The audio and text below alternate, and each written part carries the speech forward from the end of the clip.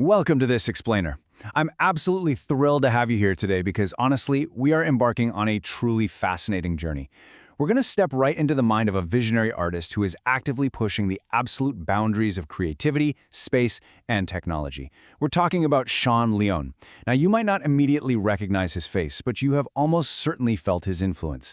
He's a Canadian artist and producer who's worked quietly but incredibly powerfully behind the scenes with massive names. We're talking Ye, Pharrell Williams, Daniel Caesar, and he even co-wrote Justin Bieber's hit Peaches. But his own creative vision, it goes way, way beyond making hit records. Today, we're exploring his ambitious, mind-bending project that completely rethinks what art can even be in our modern age. Okay, let's dive right into this, because this single quote is the anchor for everything we're going to discuss today. When something happens, is it God or is it an algorithm? This is the profound, framing question Sean Leon asks himself about the very nature of reality and coincidence. Are the events in our lives orchestrated by some divine spiritual force, or are they simply the mathematical output of an incredibly complex system? It's a remarkably heavy question, and it's one he attempts to answer through literally everything he creates. Section 1. What is God's algorithm? To really grasp what Sean Leon is doing here, we first need to understand the foundational mystery behind this concept. You see, if you ask a mathematician or a computer scientist, God's algorithm is a very strict mathematical concept. It refers to the absolute optimal, most efficient sequence of moves required to solve a complex problem. The classic example is the Rubik's Cube, right? No matter how totally scrambled a Rubik's Cube is, God's algorithm proves it can always be solved in 20 moves or less. It essentially implies that, mathematically speaking, there is one single, perfect path to the answer. Now, what's really interesting here is how Sean Leon completely subverts that strict mathematical baseline. He takes this concept that literally means one single optimal path and flips it into a lens for infinite possibilities.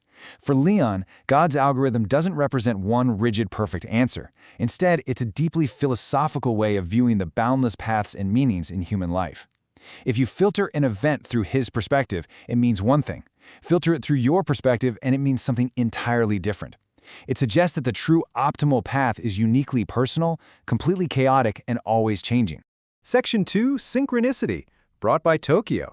So, how do you take a concept as massive as infinite possibilities and actually ground it in the real world? Well, you have to find the perfect physical location. And for Sean Leon, that meant looking across the globe to Japan. In late March, Leon brought this concept to life at the BNA_Wall Art Hotel in Nihonbashi, Tokyo. This was the physical manifestation of an album he released back in 2021. He didn't just want people to casually listen to the album, he wanted them to literally step inside of it. He expanded his music into this massive 6x6-meter physical mural, a fully immersive game space, and even custom furniture. And what's super cool is he deliberately used raw, accessible materials, like Pentel School gouache paint, to leave intentional color unevenness. He wanted to ensure that amidst all these complex concepts, there was a raw, undeniable human warmth you could physically see and feel. But you might be wondering, why Tokyo? And specifically, why Nihonbashi? Well, Leon discovered an incredible synchronicity here. He was drawn to Tokyo because it's a place that forces creators to just slow down and observe humbly. But the real magic happened when he realized that Nihonbashi is the historic starting point of the Five Roots. It's the true historical center of Tokyo.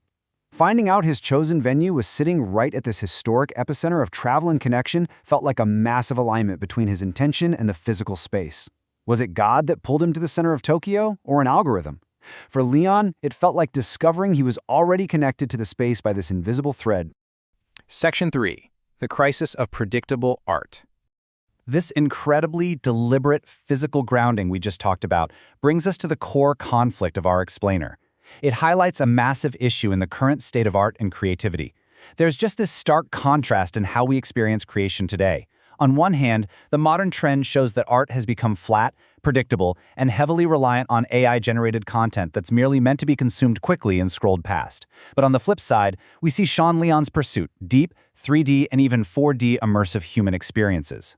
He recognizes that as technology makes creation faster and easier, we are rapidly losing the depth of true experience. The stakes of this crisis are incredibly high. As Leon powerfully warns, without that deep connection, artists risk becoming disposable commodities. They literally become products to be swallowed, chewed up, and thrown away by the algorithm. To fight this, we need to completely rethink how and why we create in the first place. Section 4. Questions for creating authenticity. This leads us into what is absolutely the most crucial part of this entire explainer. How do we break free from that trap of predictable, disposable art? We have to ask ourselves, how do we actually create authenticity in the AI era? Today, the barrier to entry has never been lower. Literally anyone with a smartphone or a laptop can generate an image or a song that looks and sounds like art in a matter of seconds. So, if the technical execution is no longer the defining factor of a creator, the very definition of authenticity has to evolve. To find that authenticity, humans must extract something that technology simply does not have. You have to ask yourself the hard questions. Why did you make it? What did you sacrifice to bring it into the world? True authenticity comes from wrestling with your sense of direction, the pressure you feel, and your very identity. Look, technology can mimic brushstrokes perfectly, but it can never, ever replicate the reason behind the creation.